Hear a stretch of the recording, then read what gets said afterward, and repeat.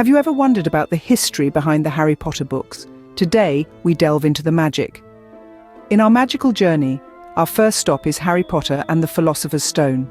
This tale, as many of you may know, introduces us to a young wizard named Harry Potter and his first year at Hogwarts School of Witchcraft and Wizardry. But did you know that the book's central artifact, the Philosopher's Stone, has its roots deeply embedded in the real world? Alchemy, a precursor to modern chemistry, was a practice that fascinated many throughout history. It was a quest to transform base metals into gold and to discover a universal elixir of life. The Philosopher's Stone was a legendary substance in alchemy, believed to be the key to these transformations. The idea of a stone that can grant immortality is not merely a figment of J.K. Rowling's imagination, but a concept that has intrigued scholars, scientists, and dreamers for centuries.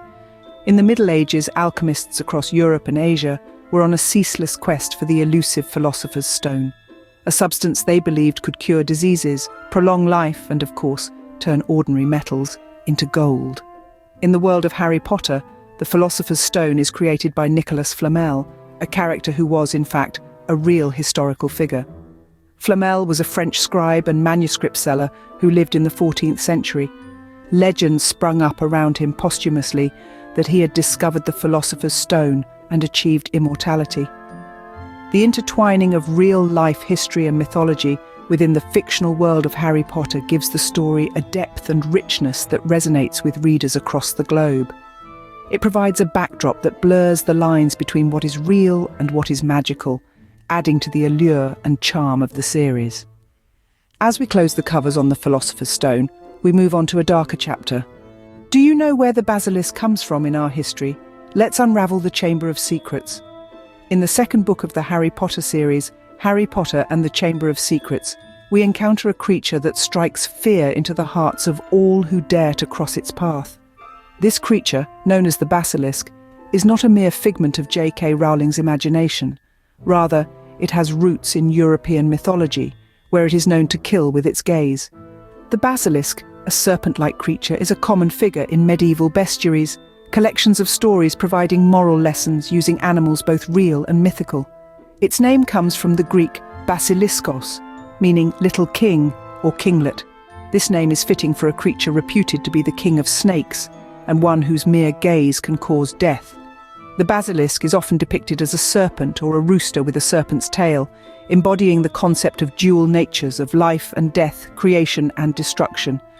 In the Chamber of Secrets, the basilisk takes a central role, becoming a chilling embodiment of the darker aspects of the wizarding world. Rowling weaves this ancient folklore into her narrative, creating a creature that is as terrifying as it is fascinating. The chamber itself, hidden within Hogwarts, becomes a physical representation of the secrets and dark histories that lie beneath the surface of our beloved wizarding school. The basilisk's influence reaches beyond the pages of the Harry Potter series. It continues to be a symbol of the powerful and dangerous, a creature to be respected and feared. The basilisk is not just a monster in a children's book, but a testament to the enduring power of folklore and mythology in shaping our stories and capturing our imaginations.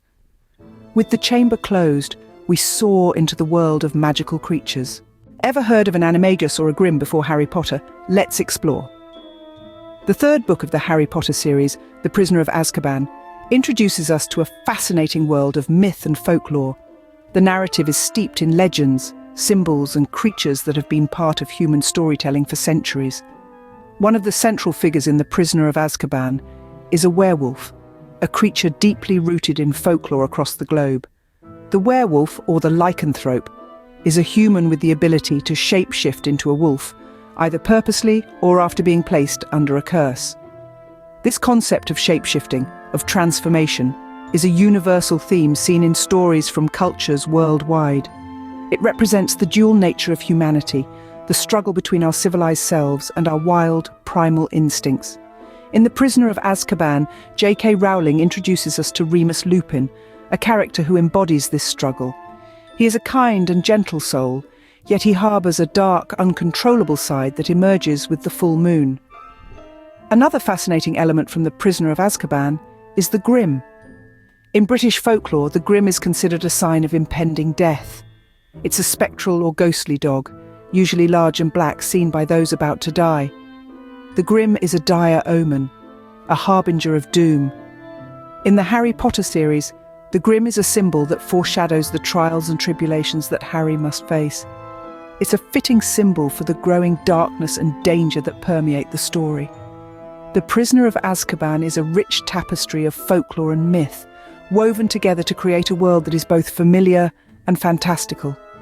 It takes us on a journey through the darkest corners of human imagination, exploring ancient fears and superstitions that have fascinated us for centuries. As we leave the prisoner behind, we journey into the heart of the Triwizard Tournament. The Triwizard Tournament is not just a magical competition, it's steeped in history. Ready to dive in? The fourth book in J.K. Rowling's series, Harry Potter and the Goblet of Fire, takes us deep into the magical tradition of the Triwizard Tournament. This is no ordinary competition. It's a magical contest that brings together three schools: Hogwarts, Beauxbatons, and Durmstrang. The tournament is a fascinating blend of history and mythology, dating back to the Middle Ages, a time when knights and nobles would test their mettle in grand tournaments. Just like those ancient contests, the Triwizard Tournament is about more than just winning. It's about honor, bravery, and testing the limits of one's magical abilities. But the book is not just about the tournament, it's also about the magical creatures that play a pivotal role in the tasks. From dragons to merpeople, each creature is steeped in folklore and mythology, giving us a glimpse into the rich tapestry of magical history. The Hungarian Horntail, the dragon Harry faces in the first task, for instance, is a fearsome creature, a symbol of power and danger in many cultures. Dragons have been part of our collective storytelling for centuries, from the ancient myths of China and Europe to the more modern tales of fantasy literature. Then there are the merpeople, enchanting beings that live beneath the surface of the Black Lake. Their portrayal in the book draws upon a myriad of cultural perspectives on merfolk, from the seductive sirens of Greek mythology to the benevolent water spirits of Native American lore. Each creature adds a layer of depth and intrigue to the story, enriching our understanding of the magical world. In the Goblet of Fire, the past and the present, the real and the mythical, all intertwine to create a narrative that is as much a history lesson as it is an adventure. It's a testament to the power of storytelling, showing us how myths and legends can shape our understanding of the world. From the fire of the dragon, we move on to the mystery of prophecy. The power of prophecy is not just in the wizarding world. Shall we explore its historical roots? Delving into the fifth book, Harry Potter and the Order of the Phoenix, we uncover a fascinating exploration of prophecy and its historical significance. Prophecy, an ancient concept, has been a cornerstone in many cultures and civilizations. From the Oracle of Delphi in ancient Greece to the Norse seeresses, the power of prophecy has always held a certain allure and fear. In Harry Potter's world, prophecy becomes a driving force, a catalyst for change. Just as it did in history, prophecy in the wizarding world shapes destinies and alters the course of events.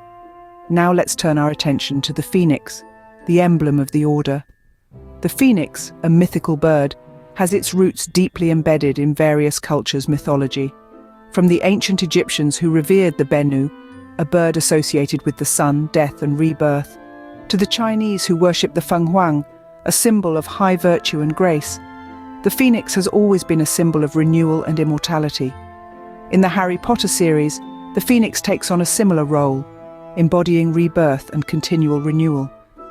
In the Order of the Phoenix Fawkes plays an integral role. His rebirth from the ashes is not just a spectacle, but a symbol of hope and resilience in the face of adversity. This mirrors the Order's mission, constantly reborn and resilient in its fight against the dark forces, much like the phoenix rising from its ashes. J.K. Rowling, through her vivid storytelling, integrates these elements of history, folklore, and mythology, making the Harry Potter series not just a magical world for children, but a fascinating study for enthusiasts of these fields.